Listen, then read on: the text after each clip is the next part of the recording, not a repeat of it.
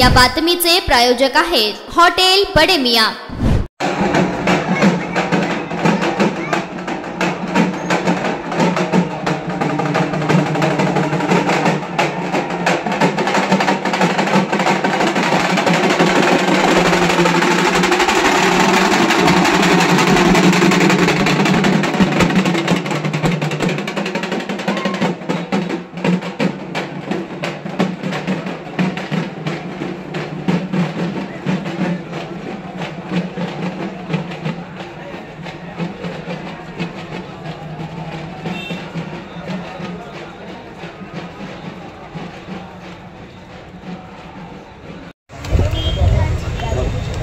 महाराष्ट्राचे कुलदैवत छत्रपती शिवाजी महाराज,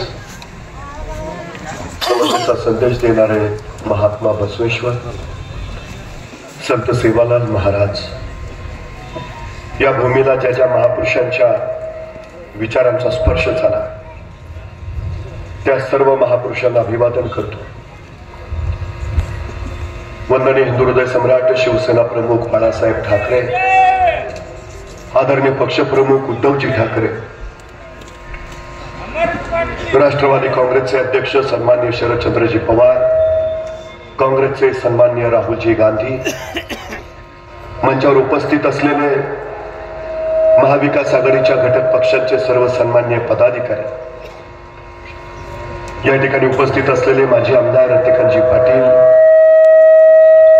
सन्माननीय आमदार रवीजी पाटील आणि ज्याला विजयी करण्यासाठी आज आपण इथं उपस्थित आहात ते माझे मित्र अमरजी पाटील।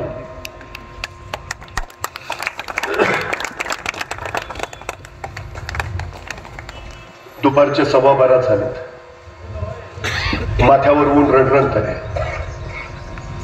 महाराष्ट्राची अवस्था सुद्धा या रणरणत्या उन्हासारखीच आहे। हे रणरणत ऊन बाजूला सारून विकासाची सावली तर प्रत्येकाच्या माथ्यावर आणायची असेल, दक्षिण सोलापूरचा खऱ्या अर्थानं विकास साधायचा असेल तर येत्या 20 तारखेला मशालीचं बटन दाबून अमर रतिकांत पाटलांना विक्रमी बहुमतानं विजयी करायला।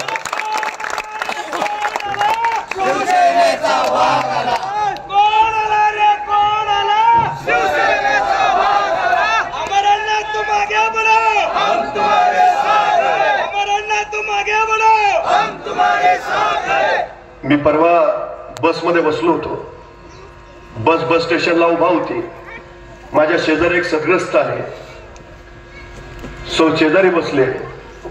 5 मिनिटं झाली, त्यांनी खिशात हात घातला, खिशातली चिल्लर काढली, हातावर घेतली, नीट मोजली, मग खिडकीतनं बाहेर बघितलं, बाहेर पेपर विकणारा होता, वडापाव विकणारा होता, पाणी बॉटल विकणारा होता। मला वाटलं यांना काहीतरी घ्यायचं असेल, पण काहीच न घेता त्यांनी चिल्लर परत खिशात ठेवली।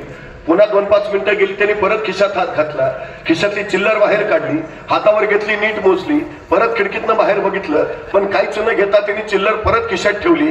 तोपर्यंत कंडक्टर गाडीत आला, दन त्यांनी बेल वाजवली, बेलचा आवाज ऐकून ड्रायव्हर गाडीत येऊन बसला आणि आता गाडी जाऊ दे म्हणून ड्रायव्हरनं गाडी सुरू केली। आता गाडी सुरू झाली तशा सद्ग्रस्तानं परत खिशात हात घातला, खिशातली चिल्लर बाहेर काढली, हातावर घेतली, नीट मोजली, तोपर्यंत गाडी धावायला सुरुवात झालेली आणि तोच या धावत्या गाडीतनं या सद्ग्रस्तानं हात बाहेर काढला आणि पेपरवाल्याला हात मारली, हे पेपरवाला इकडे ये। पेपरवाला धावत आला, धावत्या गाडीतनं त्यांनी पेपर हात दिला, यांनी चिल्लर त्याच्या हातावर ठेवली, गाडी पुढे पळत राहिली। मला प्रश्न पडला, गाडी 15 मिनिटं बस स्टँडवर उभा होती, त्यावेळी ह्यानं पेपर घेतला नाही, पण गाडी धावायला सुरू झाली, मग ह्यांनी पेपर घेतला। मी त्याला विचारलं, अहो म्हणलं पेपरच घ्यायचा होता तर गाडी स्टँडवर उभा असतानाच घ्यायचा, गाडी सुरू झाल्यावर का घेतला? त्यावर तो सद्ग्रस्त मला म्हणाला, त्याचं काय आहे, माझ्या खिशात जी चिल्लर होती त्यातला 1 रुपया खोटा होता। आता मी गाडी उभा असताना पेपर घेतला असता तर पेपरवाल्याला रुपया खोटा इथे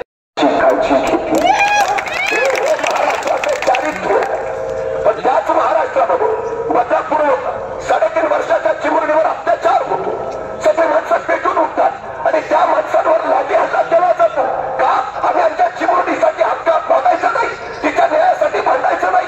अंतरवाली सराठीमध्ये मराठा समाज आंदोलन बसतो तर तिथल्या माता भगिनींवर सुद्धा लाठी हल्ला केला जातो का? आम्ही आमचे हक्क मागायचे नाही, वारकऱ्यांवर लाठी हल्ला, मारसू प्रकल्पग्रस्तांवर लाठी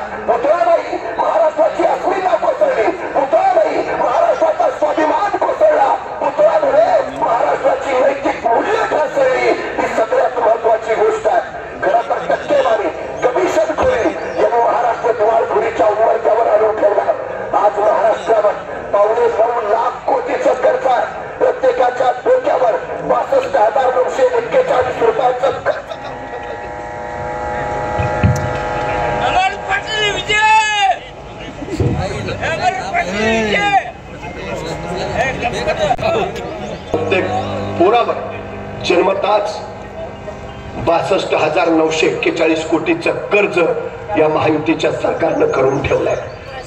महाराष्ट्राला विकसित करायचं असेल, महाराष्ट्राला समृद्धीच्या वाटेवर न्यायचं असेल तर आता निर्णय घ्यायला हवा. ही सगळ्यात महत्वाची गोष्ट आहे. मी नेहमी जाता जाता एक गोष्ट सांगतो. एक जंगलचा राजा सिंह एका करामती कोल्याला त्यांनी पकडलं. त्याच्या करामती लक्षात आल्या. आता तुला सोडत नाही सांगितलं. तसा कोला म्हटला, महाराज तुम्ही म्हणाल ते करतो, तुम्ही सांगाल ते करतो, पण मला मारू नका.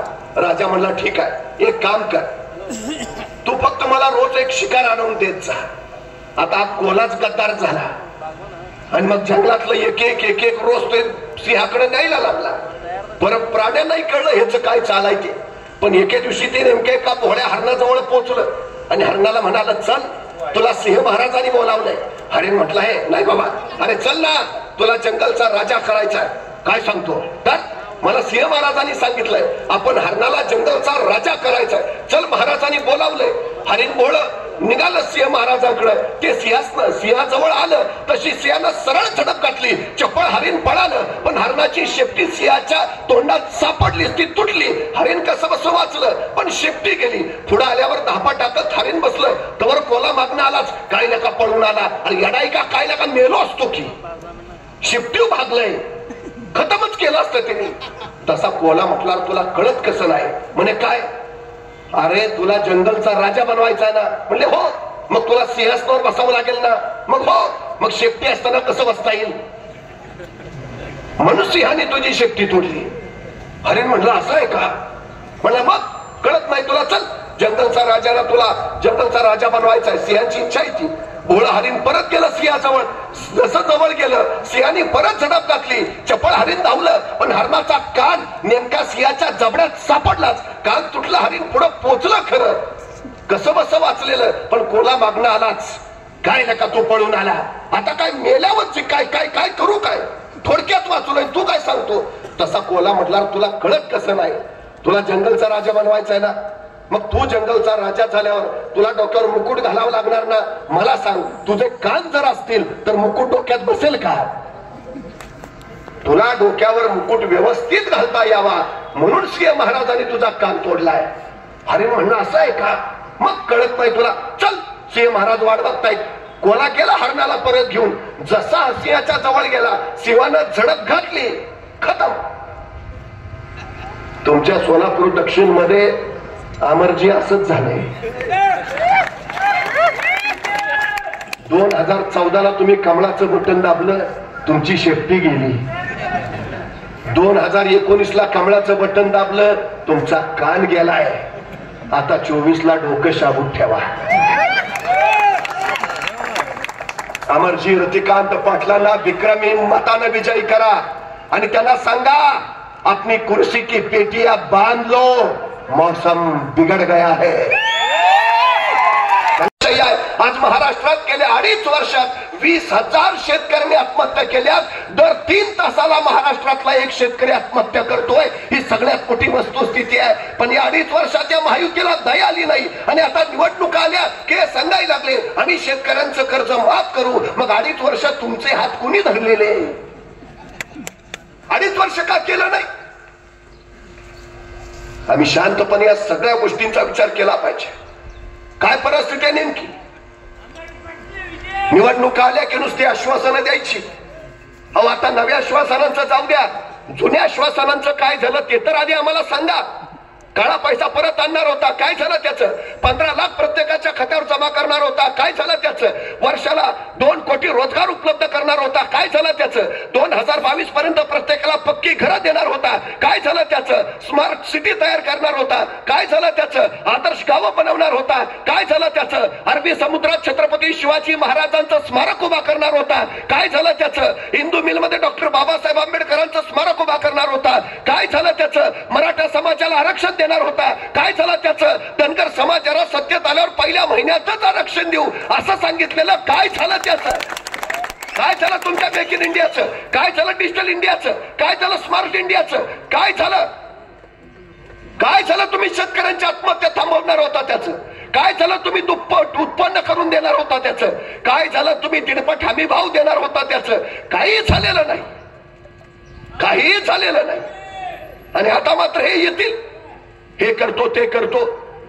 मी परवा पुण्यात होतो महात्मा फुले मंडईत, ड्रायव्हरला म्हणलं गाडी पार्किंगला लाव. मी बाहेरच उभा होतो, माझ्या शेजारी गजरेवाला होता. गजरा विकायची त्याची पद्धत इतकी अफलातून होती की तो आल्या गेल्या महिलांकडे बघायचा आणि त्यांना म्हणायचा, ओ ताई गजरा घ्या, 1 महिना सुकणार नाही. ओ ताई गजरा घ्या, 1 महिना सुकणार नाही. त्या बायकाही वळवळून बघायच्या, असला कसला गजरा आहे, 1 महिना सुकणार नाही. अहो कधी गजरा न घालणाऱ्या महिलांनी गजरे घेतले, अर्ध्या तासात तिची पाठी रिकामी.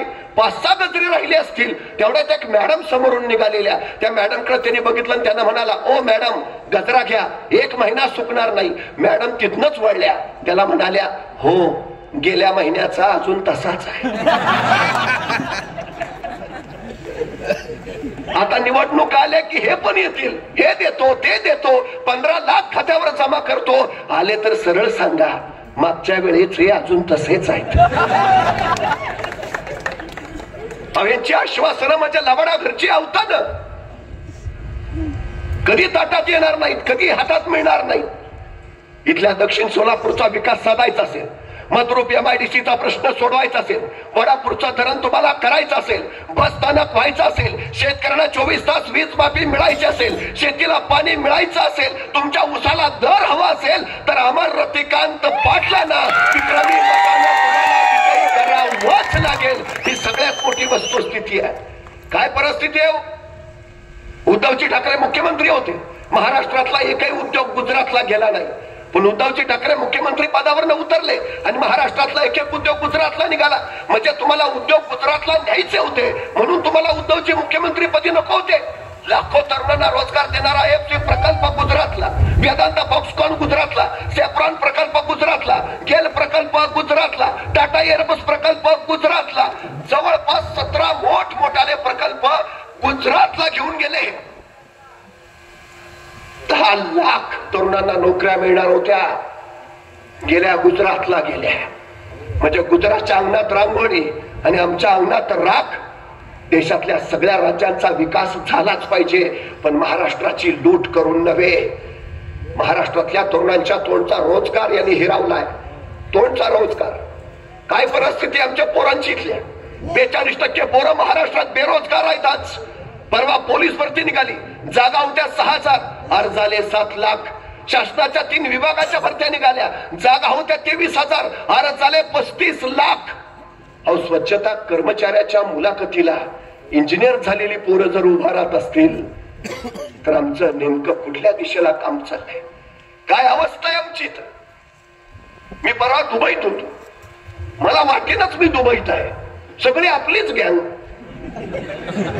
ज्या हॉटेलमध्ये गेलो ते म्हटला मी आटपाडीचा, जिथं आईस्क्रीम खायला गेलो म्हटला मी सोलापूरचा, जिथं मोबाईल दाखवायला गेलो म्हटला मी पुण्याचा. अरे म्हटलं इकडं काय आहे, म्हटलं तिकडं काय आहे. मटन, चिकन आणि बीफ साठी प्रसिद्ध असलेलं सोलापूर शहरातील विजापूर वेस्ट येथील प्रसिद्ध hotel Bade Miyan. Paya tahari mutton biryani, chicken biryani, mutton seekh, chicken 65 आदी मिळण्याचं एकमेव ठिकाण हॉटेल बडे मियां. मटन मध्ये beef mutton rice, beef cheese angoori, Bade Miyan special mutton, mutton angara, mutton kadhi, keema masala. Chicken मध्ये chicken rice, chicken Malvani, special Bade Miyan chicken, chicken cheese angoori, chicken tikka, chicken Hyderabadi, butter chicken, kadai chicken masala असे भरपूर आयटम्स उपलब्ध. मटन बिर्याणी, चिकन बिर्याणी, बीफचे स्पेशल डिश सुद्धा जेवणासाठी उपलब्ध. खास हॉटेलमध्ये जेवणाची सोय आणि पार्सलची सोयही उपलब्ध. स्वस्त आणि मस्त जेवण मिळण्याचं विजापूर वेस्ट येथील एकमेव ठिकाण हॉटेल बडे मियां. आमचा पत्ता हॉटेल बडे मियां, विजापूर वेस्ट, सोलापूर.